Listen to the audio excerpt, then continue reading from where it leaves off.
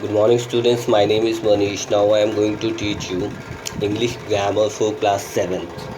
तो आज जो हम चैप्टर डिस्कस करने वाले हैं इंग्लिश ग्रामर से क्लास 7th के लिए वो है वर्ब्स। ठीक है, वर्ब्स का मतलब आप लोगों ने इसके पहले वाले जो प्रीवियस क्लासेस है उसमें ही पढ़े हैं। इसमें क्या है, वर्ब्स के बारे में हम आज डिस्कस करेंगे। और वर्ब्स का मतलब क्या होता है, वर्ब्स का मतलब क्रिया, एक्शन। ठीक है, जो काम हम करते हैं उसको वर्ब्स बोलते हैं। और इस चैप्टर में जो आपके लेवल का है, जो आपके स्टैंडर्ड के हिसाब से पढ़ना है आपको, वो है वर्ब्स में ट्रांजिटिव है और इंट्रांजिटिव। ट्रांजिटिव क्या होता है बाबू, सकर्मक और अकर्मक बोलते हैं।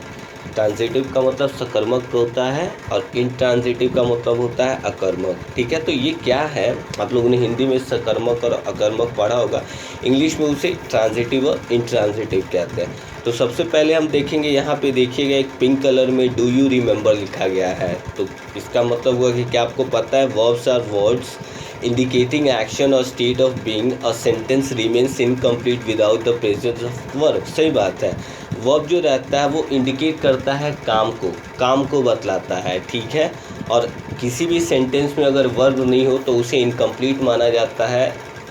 ठीक है, उसको अधूरा माना जाता है। तो ये तो वर्ब के बारे में आप लोग नॉर्मल डेफिनेशन जो है आप लोग को पता भी होगा कि verb is a action word. ठीक है, लेकिन आज जो हम डिस्कस करने वाले हैं ट्रांजिटिव और इंट्रांजिटिव के बारे में, तो इसके बारे में हम आज डिस्कस करेंगे, बात करेंगे। So without wasting a time let's start. पहले देखेंगे यहाँ पे कुछ अंडरस्टैंड करने के लिए क्या रहा है, कुछ सेंटेंसेस दिए गए हैं और यहाँ पे पिक्चर्स के थ्रू आपको यहाँ पे एक्सप्लेन किया है। तो पहले देखते हैं सेंटेंस क्या कहता है हमारा। He lifted the box on to the table. ठीक है, he lifted the box on to the table, ये ट्रांजिटिव है। नीचे ब्रैकेट में देखिएगा आप लोग ट्रांजिटिव लिखा है, और फिर उसके नीचे आएंगे जहाँ पे पेरेंट्स है, उसके बच्चे हैं। ठीक है, यहाँ पे क्या लिखा है, ही फेल्ट शाई अराउंड द स्ट्रेंजर। ठीक है, तो यानी पहले वाला जो ट्रांजिटिव था उसमें क्या है कि टेबल से उसने बॉक्स को उठाया। ठीक है, और दूसरा वाला है कि ये शर्माता है किसी भी अजनबी को देख के, दूसरा वाला जो सेंटेंस है हमारा, जो कि इंट्रांजिटिव है।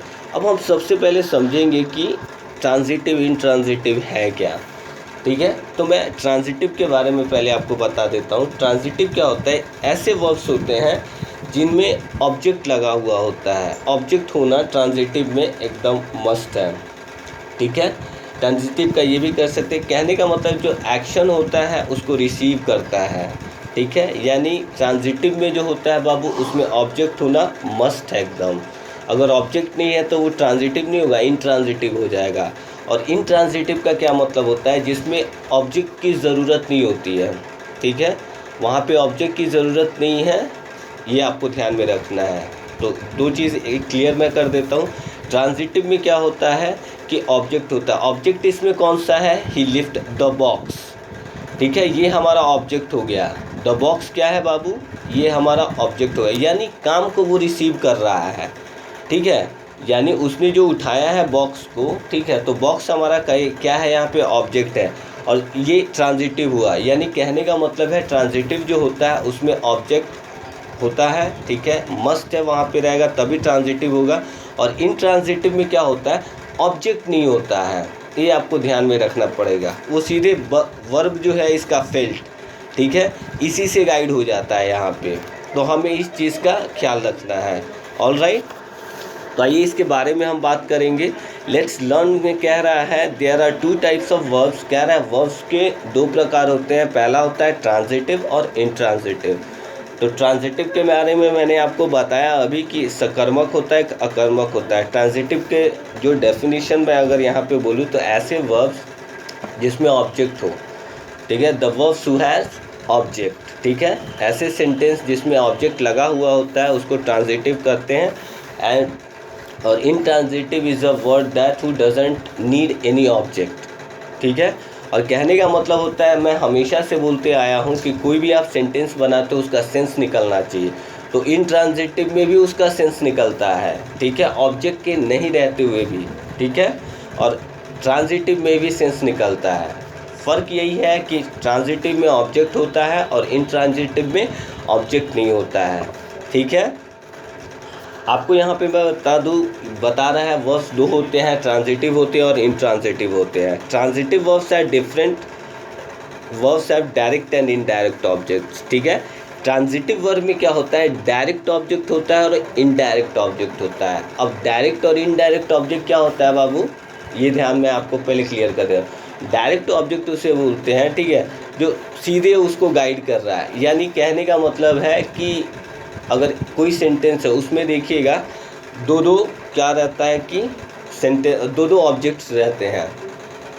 कैसे होता है, मैं आपको एक एग्जांपल के लिए बता देता हूँ। एक सेंटेंस, ही गिव मी अ रेड पेन, ठीक है, ही गिव मी अ रेड पेन। यहाँ पे द पेन भी क्या है, एक ऑब्जेक्ट है, और ये मी भी क्या है, एक ऑब्जेक्ट है। तो वो क्या है कि डायरेक्ट और इनडायरेक्ट रहता है, ठीक है। अब तो इस सेंटेंस को द पेन को पहले भी लिख सकते हैं, मी को बाद में भी लिख सकते हैं, लेकिन जब मी बाद में लिखेंगे तो टू मी लिखना पड़ेगा वहाँ पे, ये ध्यान में रखेंगे। डायरेक्ट और इनडायरेक्ट ऑब्जेक्ट को आपको समझना पड़ेगा, ठीक है। और ये क्या है, आगे देखेंगे कि intransitive verbs do not require an object to complete their meaning. अब वही चीज़ जो मैंने आपको बताया, इनट्रांजिटिव वर्ब्स जो होता है उसको ऑब्जेक्ट की आवश्यकता नहीं होती है, ठीक है, फिर भी उसका सेंस निकलता है, ठीक है। जो इनट्रांजिटिव वर्ब है उसको ऑब्जेक्ट की रिक्वायरमेंट नहीं होती है, इसके बाद भी उसके सेंस निकलते हैं। अब यहाँ पे देखेंगे English verbs can be further classified into regular, irregular, easily confusable verbs, ठीक है। अब यहाँ पे कह रहा है कि इंग्लिश वर्ब्स में क्या होता है, इसको क्लासीफाई किया गया इंग्लिश में वर्ब को कि उसमें क्या होता है, रेगुलर वर्ब्स होते हैं, इरेगुलर वर्ब्स होते हैं, ईजिली होते हैं, ईजिली कन्फ्यूजेबल वर्ब्स होते हैं। जो आपको दिखने में लगेंगे कि वर्ब्स है लेकिन वो समटाइम्स वर्ब्स का काम नहीं करता है। ये आपको ध्यान में रखना होगा, ये समझना होगा आपको, ठीक है। जैसे यहाँ पे मैं आपको बताऊँगा, यहाँ पे कुछ नीचे दिया गया है, बियर है जो एक्सरसाइज के कहा गया है, इसके बारे में बता रहा है, ठीक है। तो ये यहाँ पे हम लोग क्लियर हो जाते हैं सबसे पहले, ठीक है। ये बियर का मतलब प्रोनाउंसिएशन एक ही है, दोनों वर्ब है। एक का मतलब होता है जन्म देना, एक का मतलब होता है कैरी करना या फिर सहन करने के भी सेंस में आता है, ठीक है। फॉल का मतलब देखिएगा to come down from a higher plane, ठीक है। ये बताया, इसको आपको क्या करना है, पास्ट और पास्ट पार्टिसिपल इसका लिखना है आपको, ठीक है। मैं आपको क्या करूँगा कि आप पहले ये एक्सरसाइज बनाएंगे जब भी, ठीक है, तो मैं आपको इसका क्या करूँगा, रेगुलर और जो इरेगुलर वर्ब्स है उसका एक लिस्ट दे दूँगा, ताकि आप लोग को डाउट नहीं रहे कि रेगुलर और इरेगुलर वर्ब्स क्या होते हैं, ठीक है। अब आते हैं, हम बात करेंगे, यहाँ पे एक्सरसाइज दिया गया है, अंडर द वर्ब एंड से वेदर इट इज़ ट्रांजिटिव और इनट्रांजिटिव।